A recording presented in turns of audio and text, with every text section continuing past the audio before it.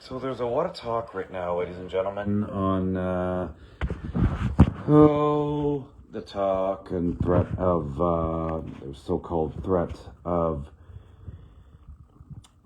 Canadian sovereignty when it comes to our Air Force and the new fighter jets that we're potentially either we're going to get the Griffin or the F-35. One thing I will say is that the U.S.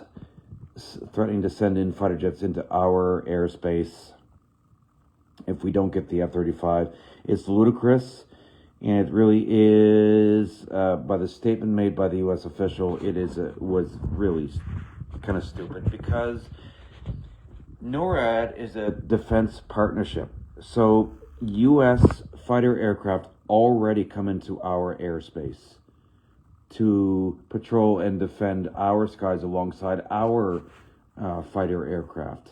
Okay, so they already have access to our airspace. We are a joint partnership in defense of our northern of our airspace, of our northern, of course, of our of up north of our sovereignty. Our Air Force is jointly protected by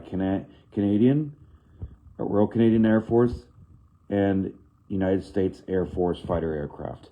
Okay, so we already have joint patrols of our airspace. This is so they're not. It's like they're saying that they're going to bring fighter jets into our airspace. They're going to bring more F-35s into our airspace to defend our territory, to defend the United States. Well, you don't need to do that. I mean, we already have a joint partnership. Whether it's F-35s or if it's CF-18s or if it's Griffins, it's still doing the same freaking job. It just certain aircraft have different capabilities than the others. These U.S. Officials that state this stuff. It is the problem. Is you have a U.S. president that is an absolute bully and a narcissist, and who likes to use pressure and almost tries to enact blackmail for allied countries that don't buy their hardware or don't. This is all this is. It's political. Saber rattling, and so people need to realize that NORAD is a defensive partnership. And does this jeopardize NORAD? It's hard to say. I don't. In reality, I don't think so. Not unless United States decides that to pull out of our partnership with them, which is an alliance that has been in place for over 70 years. Okay, NORAD has been a part of the alliance between the United States and Canada and defense of North America since early 50s. It has been an on-steady project that has worked in the longest, most undefended, peaceful borders in the world. So the continued saber rattling is really ridiculous for people that don't understand that and threaten. The United States is going to send fighters up. We should prepare, emergency shelters. No, look, okay. United States Air Force fighter aircraft come into our airspace regularly, doing patrols with NORAD, whether it be through, up above around, of course, the Northern Passage, or up from, U.S. fighters are based at our air bases, like at CFB Goose Bay, or in CFB Cold Lake for exercises, alongside our CF-18s. Like, this is nothing new.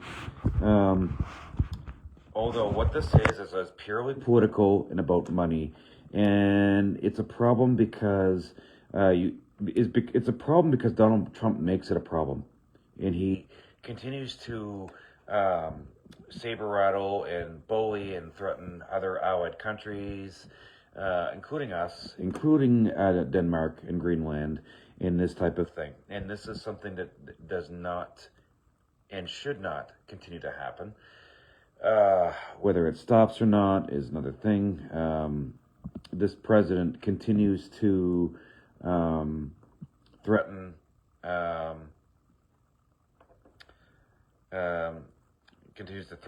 allies, or just in a sense, not necessarily threaten, but saber rattle or bully allies, and it's not okay. This man does not have valid facts for many, many things, and that's proven fact here. The situation, and I'm talking purely the situation with what has been stated the last few days about the F-35 program, and if Canada pulls out. I don't think Canada should pull out. I think we should get the 16 F-35s that we paid for, and then go from there.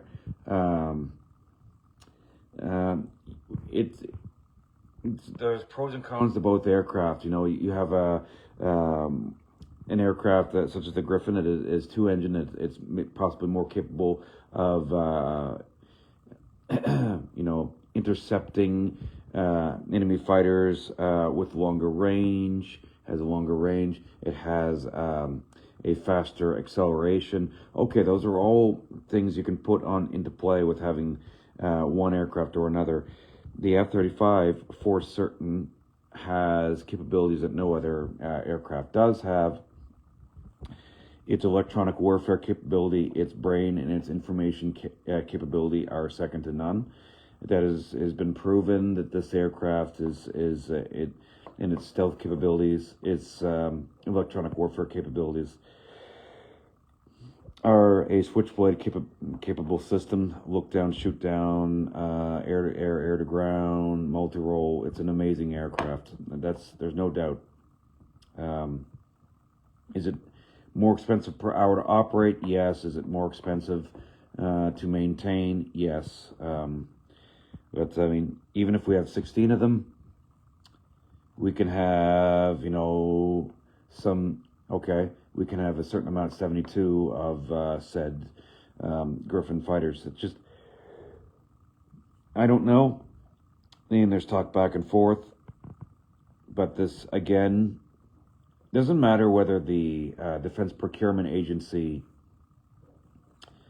of the the Defense Procurement Agency of Canada, it doesn't matter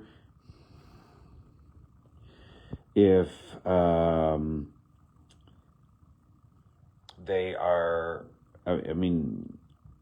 trying to buy more stuff or not. This is being politicized. It can't be helped that it's being politicized. But the problem is this, decisions aren't being fully made, and they're taking so long again, and there's so much bureaucracy going on involved with this, with procurement of these aircraft and other military equipment. It's beyond infuriating, because this government under Carney continues to make promises, and now they're talking about 12 submarines and then another 250 armored fighting vehicles and possibly tanks, more tanks. We have our 72 tanks, relatively, in reality it's 42, and you're thinking most of our operational main battle tanks that are not in training, that are operational in service, are in Latvia right now.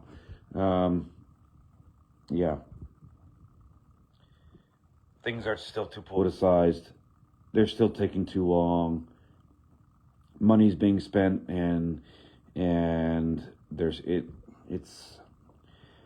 such politicized, such fragmented political problems, and it's not all our fault. It is there is Trump derangement syndrome. It's not all Trump's fault. Some of it is. Some of it because of his attitude and the way he does things is not a normal way, not good. But it also doesn't mean that it's all his fault for what's happened. Carney Prime Minister Carney hasn't done everything right either, and I'm not saying, there's problems and issues that I see with China, and going to China to make deals, and now of course you have Trump threatening 100% tariffs on us because we're dealing with China. Well, yeah, that's because of course us conservatives are talking, and yes, it's a failure in some ways because Carney has not been able to be more successful with Donald Trump. But it's not all his fault either. The problem is they're beaming back and forth and back and forth. So anyway, that's my 2 cents on that situation right now. All right. Talk to everybody soon. Aaron Boma, military specialist for Carleton County, military historian for Carleton County.